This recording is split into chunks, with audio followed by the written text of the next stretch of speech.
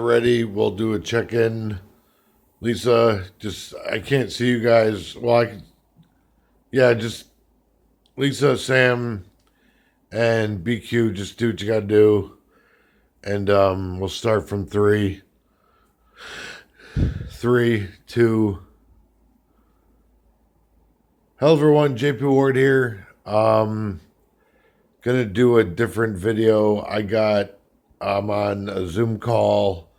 Everybody's on mute except for me. I'm recording the audio through our phones. There's about 3 or 4 different phones recording right now, and hopefully one of them will get it right.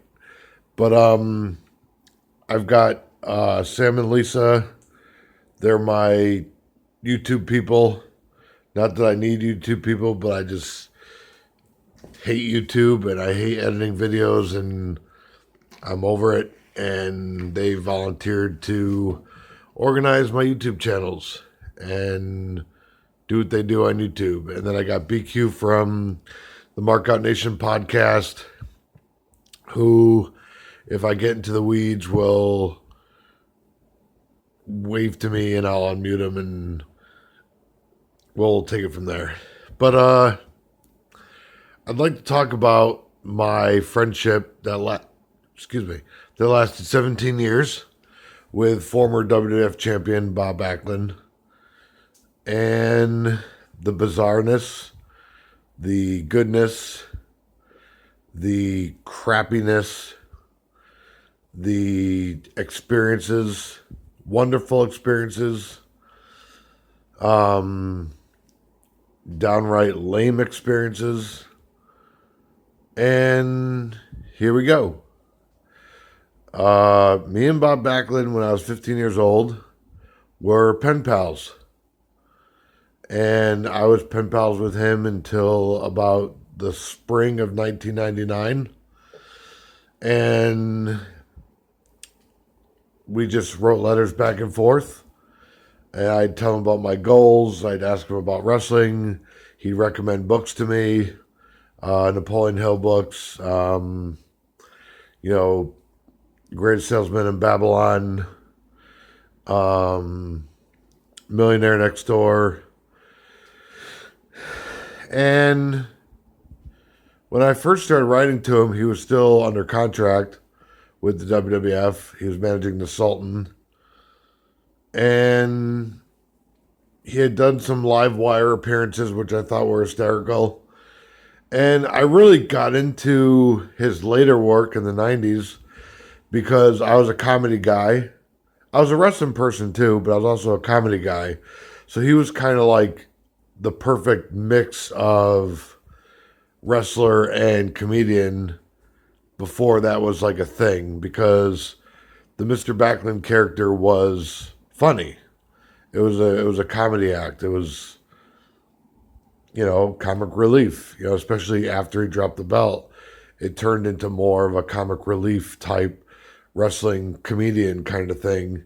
And he was loud, and loud people are funny. And, so fast forward to, say, like April of 1999, on Monday morning, he announced that he was running for Congress, and it was in the papers and on the news and everything. And Wednesday afternoon, he showed up in my computer graphics class, and we were walking through the halls of my high school. First time I ever met him in person. And we're just walking through the halls of my high school, and he asked me to be his personal assistant for his campaign. This was in 1999. He was going to be running in 2000. So he had like this year and a half worth of potential work that I was going to be doing for him. I didn't know what that was going to entail or how that was going to work, or if I was going to get paid, or what it was even going to be. And long story short, I graduated high school, walked across the stage, and at the bottom of the stairs of the stage I just graduated on, in front of a couple thousand people, my peers, my town folk, friends, family, fellow students, was Bob.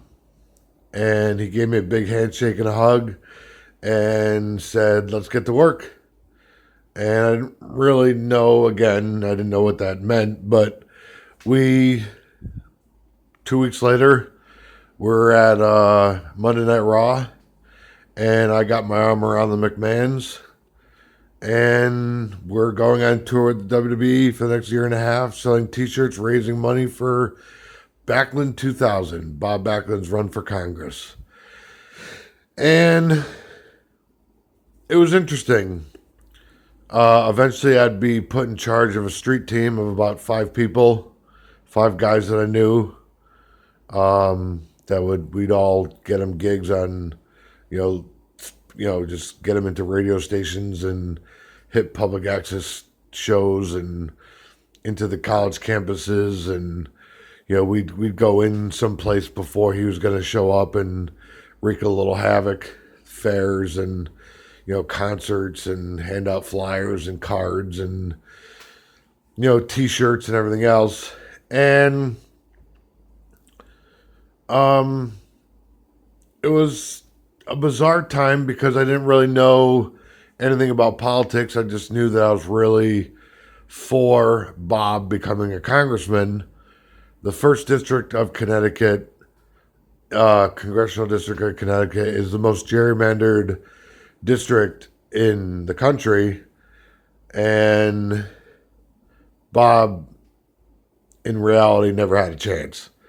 There's this buffoon, egotistical cunt named John Larson, who's our congressman, and that's who Bob was going up against. And Bob got 28% of the vote, and just to put that in perspective, the average is 33. The highest was 41 in the last 20 years, between 2000 and 2020.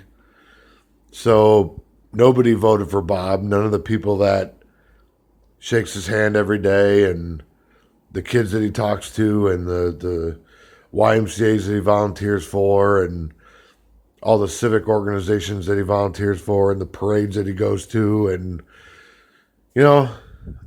and that was kind of sad because we have a whore in Congress where we could have had a real man. And I think Bob was down about that once he lost the election, and he went into businesses over the years, kind of made sporadic appearances for wrestling, but nothing major until about 2013 when he went to the Hall of Fame. I think if the wrestling appearances that he did make were in Connecticut, they were away from Harford County. One of the things that we did towards the end of the campaign around Election Day was we had a rally at a big nightclub in my hometown, and I was basically put in charge of it. And I knew it wasn't going to draw any money or draw any crowds or anything like that, so I had to spice it up a little bit, and I called a couple of the indie promoters around the state and invited them to the rally, and their indie champions and their top indie workers, wrestlers in Southern New England, and a couple of the ECW guys showed up. And after Bob lost the election, I went to work for them. These public access people, these radio station people, these independent professional wrestling personalities that all knew me through Bob, all asked me if I wanted a job, and I said yes to everybody.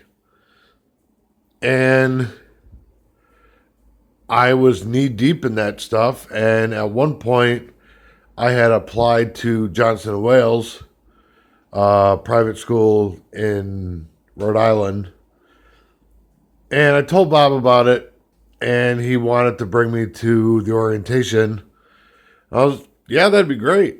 And we drove up there, and we're just talking on the way up, and we stopped at Tim White's bar, Friendly Tap, and, I'm like 19, I'm drinking at the Friendly Tap, and, with Bob Backlund and Tim White and all the memorabilia on the walls and everything, and I thought it was really cool. So we go to the orientation, and I sit down, with my contact at the school, and I say, give it to me straight. This is the degree I want. I want to go into this master's program. What's this going to run me at the end of the day? Because I'm broke. I'm an intern for about 3 different entertainment groups in Connecticut. They're not paying me. I work part-time, retail. My parents don't have any money. This is all going to be loans and credit cards and everything else. So what's the tuition for this, and this? And it was going to be over $250,000 just for that degree. And there was no way in hell that was going to happen when I was 19. And there's probably no way in hell it's ever going to happen ever, even for a house or car or, anything like that, let alone, the degree. And the degree was actually pretty good. It was arts and entertainment management with a master's in, with like an MBA. And it's not that I didn't have confidence in my ability to achieve that. I just wasn't going to borrow $250,000 just to hang out in fucking South Providence and not be around wrestling and comedy and broadcasting and all the things that I had started to do and just had gotten my foot in the door. And me and Bob are driving home from Providence. I kind of laid that out to him, and he said, if you achieve the degree, I'll see what I can do and get you a job down at WWF down in Stanford, and after you graduate. And I said to the effect of, that's very nice, but I don't have $250,000 to buy it to get a degree, and I'm never going to make that back. Like, I mean, I'm never going to pay that off. I mean, no. No. And again, I said something to the effect of, I'd rather jump on the trucks. And I'd rather get on the ring crew for the guys. I don't want to be in an office anyway. I like to travel, and I don't mind the blue collar end of wrestling. I'm doing it anyway. I'm setting up rings and sets and striking sets and rings and, being a liaison for people and everything anyway, just a gopher for a couple different companies and stuff. Like, I mean, why not just throw me on a truck? And like most things in this nature that me and Bob had conversations about, it just kind of faded away, and it usually ends up with him putting on a tape of Napoleon Hill or some bizarre motivational tape, and we never talk about it ever again. And I know that motivational tapes mean a lot to him, but they don't to me.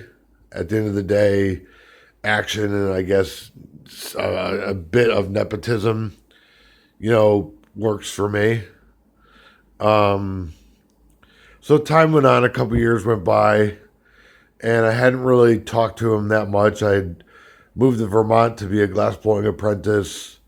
I had done some indies and broadened out into New England, outside of Connecticut, and I had started my own little production company, making the JP Ward Show and the Ozone Hour, sketch comedy, and just whatever wrestling company would let me use their footage as like a double feature thing for public access. And Bob caught wind that I knew how to edit, and a couple of his cronies had caught wind that I knew how to edit, some wannabe money men, money marks, producers, whatever. And they all wanted me to make them look good. And at that point, I'd already kind of made people look good, and I was more interested in, working on my career. And there was an indie company up in Maine that he wanted me to work for as a manager, but he also wanted me to be an editor, and no.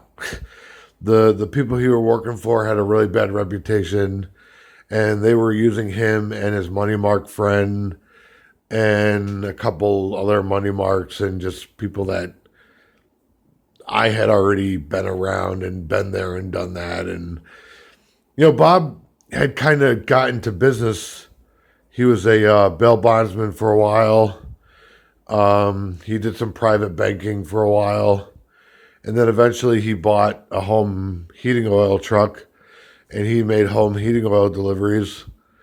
No, entrepreneurial stuff, just more of a self-employed type gigs. He kind of bought jobs instead of businesses and investments. They were safer, and he's very safe with his money. And, and people would placate him, I think Kevin Indegaro and Maria Menounos kind of played to his weaknesses about his, stroking his ego, and he kind of knew it but didn't acknowledge it and just played along. There were a couple people around him, a producer, a radio guy, that were just lucky sperm and wannabes. A couple hanger-ons. So I didn't really want to be any of that stuff to him. So most of the time, we just kind of kept it as we would have breakfast on Friday mornings or something. You know what I mean? Depending on what part of town I was living in or what he had going on or what the season it was or whatever. And I sprung on him one day and said, hey, I'm moving to California next week and I just wanted to say bye and thank you for, inspiring me and getting me in good with, the indies and the radio shows and the experiences that you let me have and meeting Vince and The Rock and a bunch of the guys from the Attitude Era and the ECW guys and stuff. And we just shook hands and hugged, and that was the last time I saw him for 6 or 7 months. And then we had a mutual friend that passed away, and he told me that he was going into the Hall of Fame. He gave me a ride to the funeral, and we were just talking. I said, God, good, that's great. It should have happened a long time ago. And he asked me if I wanted to write a blurb for his book, just a little paragraph that he could put into his book that he was writing with a lawyer. I mean, the guy that wrote his book with him is a lawyer, so I kind of knew where that thing was going. And I came back at him and I said, hey, I'm not really living high on the hog here. Can you make a phone call? A phone call to anybody just to get me a paying gig. I can do a lot of things and he, again, put on the Napoleon Hill tape and we just had the whole awkward, silence. And I was like, all right, well, I'm not going to write something in your book when I'm living in my mom's basement on fucking food stamps. That's ridiculous. That makes you look bad. That makes me look like a fucking, I don't even know. What would you even call that, right? So the Hall of Fame came around and I didn't go. I could have went. I had the opportunity to go and I just didn't go. I just didn't care.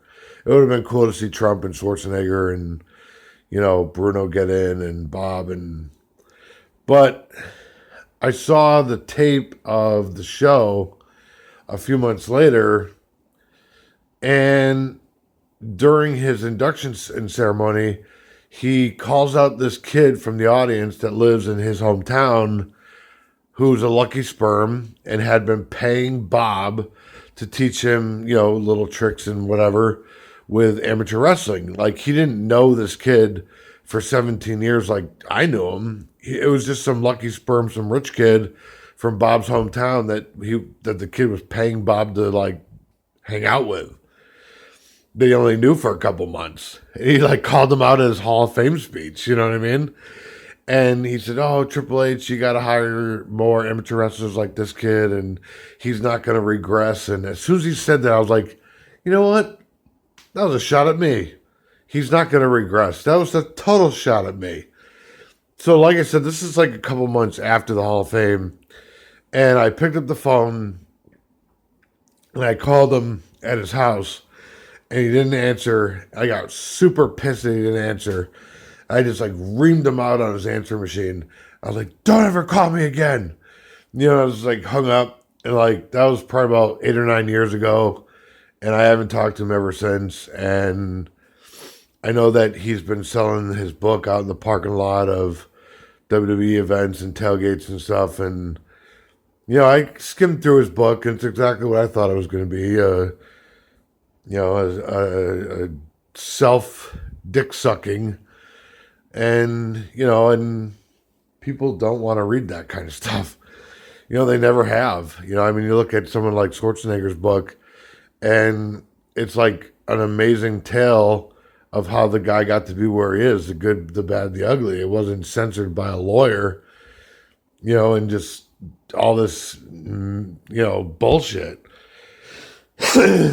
And it's really sad because I look at this picture of me and him when I'm 17 years old in the lobby of East Hartford High School, my high school, and that was the day that he picked me out of class and asked me to work for him. And just this kind of like journey that I went on the next 15 or so years that had him in my ear the whole time when I was in the arts. And I don't know, it was sad. It was sad that our friendship had to end. I've heard different things from different people about his health, his mental state, and just his behavior over the last couple of years. So who really knows what the truth is? I don't really care, to be honest with you. I would say what he did for me was to have standards in my life as far as what I'm going to accept for friends, what I'm going to accept for work ethic, what I'm going to accept for how to handle money, what to do for money, what not to do for money. And you wouldn't think that because I'm 40 and I'm broke and I don't have a pot to piss in. I really don't have much of a future.